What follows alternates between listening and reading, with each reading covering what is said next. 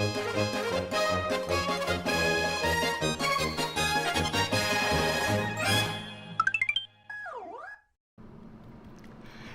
hello, welcome back. Welcome back. All right, thank you. Wow. I got a burp on the radio somehow. Or radio. That's, you know what? YouTubes.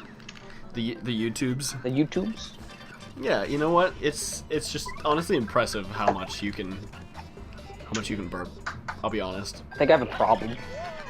You have a problem? I mean, I haven't been to a doctor's in like,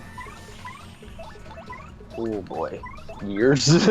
Really? I haven't had like an actual checkup since I probably had to do it for college.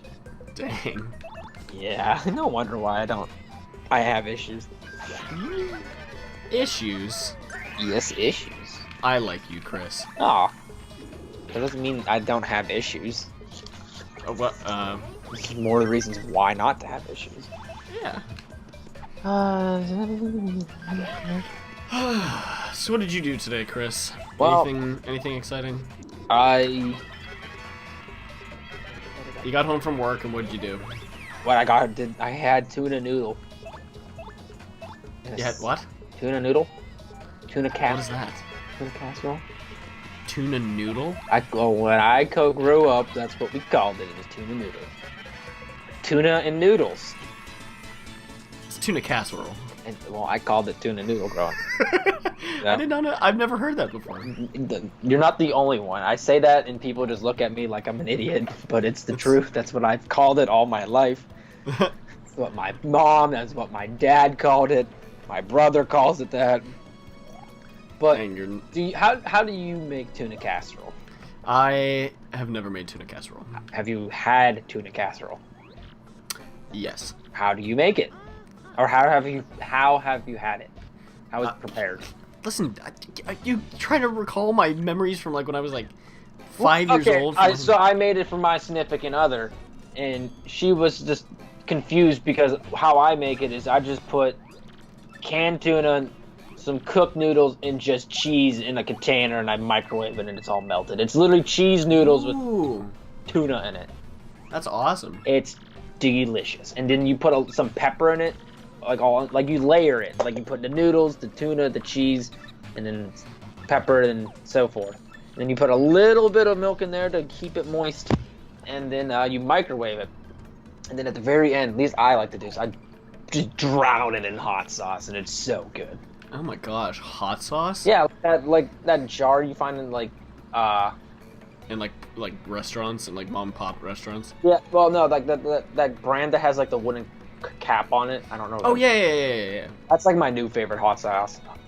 I used to be just like the generic brand or like Red Devil guy, but no, this hot sauce has a nice tang and kick to it, and I love it.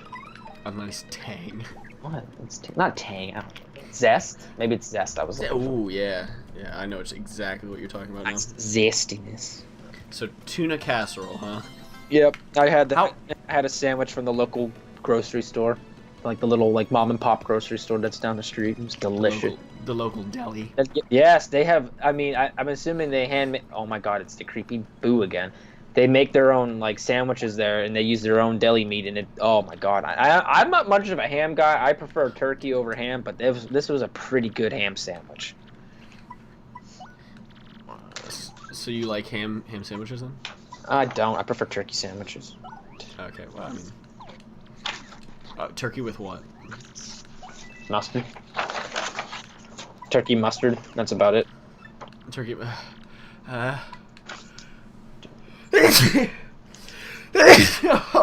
You know, that's very unprofessional. Oh, I have to blow my nose. Wow, the capture it's just incredible. Oh my gosh. Oh my Stop. gosh. Alright, when you're done relieving yourself, I guess.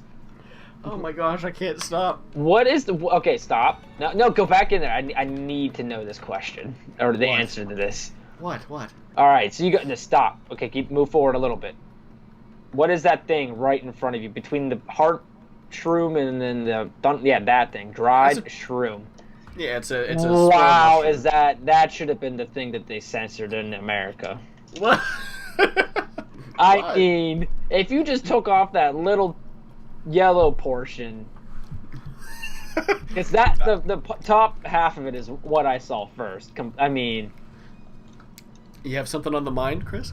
No, it's just been a long day. It's been a long week, huh? Yes, I mean, I was up until 1 in the morning preparing for work today, and it was awful. I mean, you're living the life. And I had to get up at 5 a.m., and I didn't fall asleep until, like, probably 1:30. Oh my gosh, Chris. I'm bad at preparing, okay? You'll get better at it. My life is an enigma. Speaking, you were asking what Don Pianto looks like? Don Pianto. I can't do an accent, like a mobster accent. Do one real quick. No, I still can't do that. Don Pianto, you wanna give me a ticket for the blimp? Huh? Yeah, that's funny. You say the comedian? Sorry, go ahead. If you do that same voice, have you ever watched Caddyshack? No. Oh, jeez. You're a sorry. You've never watched Caddyshack. Yeah, I'm sorry. So if you do that same voice and put like a little like a peppy sound to it, you'd sound like the one character from Caddyshack, like this billionaire like guy who has no reason to be on a golf course, but he's trying to buy it out, and he's just this loose, goofy guy who wears obscure clothes, and he's like dancing on the golf course the whole time. And if you made that same voice with like some pep behind it, you would sound like him. I can't think of his name. Yeah, I'll have to watch it. Is it on Netflix or something? Actually, it is on Netflix. I just recently watched it on Netflix. I'll have to go watch it. It's only like an hour and a half. It's a decent movie. It has a weird plot to it because you learn about this character. His name is Danny, and he's trying to go to college, and he's in a big family. But it starts off with him in his house, and there's just like 15 children there. 15? I mean, probably not 15, but like there's just kids everywhere. And it makes no sense. There's just like he literally just wakes up, walks out of this house of a small army, and then goes to the golf course and is a caddy, and that's it. And then the entire movie just revolves around the golf course. But Bill Murray's in it, and he's probably one of my favorite characters in the movie. So he's a groundskeeper, and he's trying to kill a gopher. Okay, wait. This is sounding actually really familiar. Maybe I have watched it before. You've had to watch it. Chevy Chase or Chevy? Chevy Chase.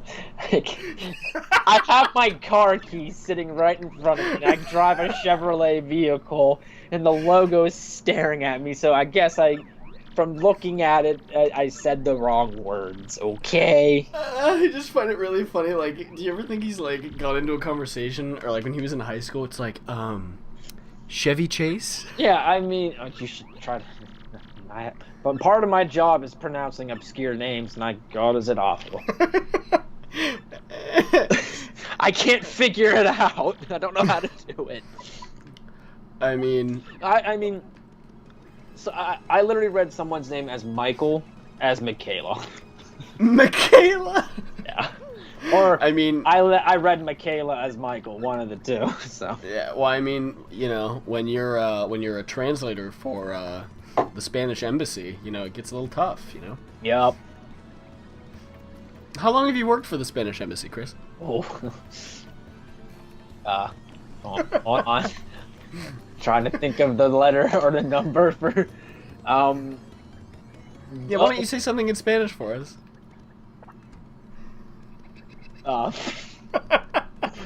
Puedo ir al baño. You're just like, wait, what? Puedo ir al baño. I believe that is where is the bathroom. You believe? Shouldn't you know where the Spanish is? I am almost positive because I hated Spanish class, and the only thing I ever said was Puedo ir al baño. I wanted to leave.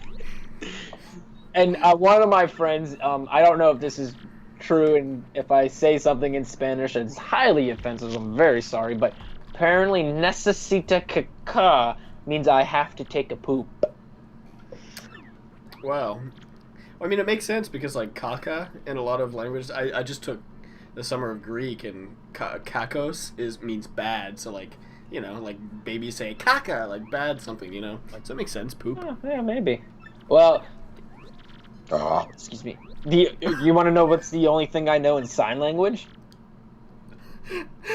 How would I see it, Chris? I mean, I know you can't see it, but I mean, I've done it. I've showed you the only thing I know in sign language before. I just picture, like, you want to see what I know in sign language? I'm Like doing a sign. A moment of silence. I was. It's just me, and you just hear my hand moving. Like this swishing in the air. I'm like, cool. You're like, yeah, pretty neat, huh? I forgot that you don't have your webcam. Or you don't. You have this big setup, but you don't have a webcam. Well, no, it's just more money. But, yeah. We're talking and all this plot's happening. Anyway, do you want to know what's going on? I want to know who's the mom and dad that showed up to the mobsters. Yeah, they're like looking for directions. No, so Don Pianta, the blue guy. Yeah, is that Don? No. No, the blue guy. Background the blue guy is Frankie. Mm-hmm. And then the yellow one that looks like the mom is Francesca, and that's the daughter of Don Pianta. Oh, okay. So now they're leaving. They're eloping. And I'm getting caught up in all of this. Oh, I'm standing on your desk. Sorry. Wipe your feet, please. Yeah. So basically, go on. No, all of that was to get a blimp ticket. So now I can go to the next place. Oh, okay. So Yeah. I have seen you play. Not this Mario, but what's the one on the Wii? Color Splash. Color Splash, yeah, the Wii U. I have to say, like, I enjoy the Paper Mario aesthetic, like its art style, but I know from what you've told me, it's a very unpopular opinion, but I loved Color Splash's aesthetic. I mean, you can, and I guess it's not the point for this world to clearly look like paper. I don't know. I mean, I know it was limited for its hardware at the time, but I loved Color Splash's material. I enjoyed the fact that he had like an actual sticker outline to him. Mm-hmm. I also like the gimmicky special moves you were able to do in it. Yeah. So. Well, I think I may have misspoken. I think like the aesthetic of Color Splash is like widely praised as like being the most gorgeous Paper Mario game because everything looked like it was made out of paper, right? Yeah. And I think it was just my own personal bias because I love this game, the game that we're playing right now, and I just like how Paper Mario looks in this game. He doesn't have an outline, and like for the majority of the series, he didn't until Color Splash. So like it was something to get used to, but I think it's definitely grown on me.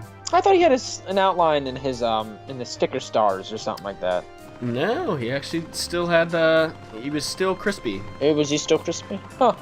Yeah. I like the. At least in Color Splash, the cardboard aspect was really cool. Yeah, well, they definitely like ramped up the paper aesthetic. Yes, absolutely. They did. And I think it's like a design change, but also like since it's like a game change as well. So like in this game, paper isn't like the main feature. It's just like a design choice, right? Like there are some paper things that happen, like you turn into a paper airplane. Yeah. But like it's not like in your face that like everything's made out of paper. It's just like it's just a story. Like yeah, like the opening of this game is like just a storybook. So. Oh, okay. But in like Color Splash, it's still that storybook aesthetic, but like it's paper plays more of a role. Right. They make it. They go the extra step to make paper a prominent character almost, or yeah, trait maybe is the word I was looking for. Yeah. So here we are, we're at Glitzville now. Welcome to Glitzville, Chris. Glitzville? Glitzville. Glitzville Pop? Blitzkrieg Pop? You never heard of that song? The Ramones? No. Blitzkrieg Pop, is it a German song? Not Pop and Bop, sorry. No, Bop. Bop. Blitzkrieg Bop. I can, It's actually a very catchy and repetitive song by the Ramones, and every girl who says, "Oh, I know the Ramones," only knows that song. You're calling them out, Chris. No, because I'm one of them, because I can't think of one off the top of my head, so I'm just as bad. Yeah, well, alright, well, we have to end the episode here, but next time we're going to explore Glitzville, and Chris is going to tell us more about his girlish music obsession. What? With boy bands. So anyway, thank you for joining us. I love boy bands. Anyway, thank you for... What? I can admit that. We will continue on. Let me know when you end. Oh my gosh, let me know if you leave a like, comment. Anyway, yeah, Chris, close us out here. You can close this one out. Blitzkrieg Pop. Go. Is that how you're ending the episode? We have to end the episode. That's how I end the episode. Blitzkrieg Pop. Or Bop. Okay. Bye. Go. Bye.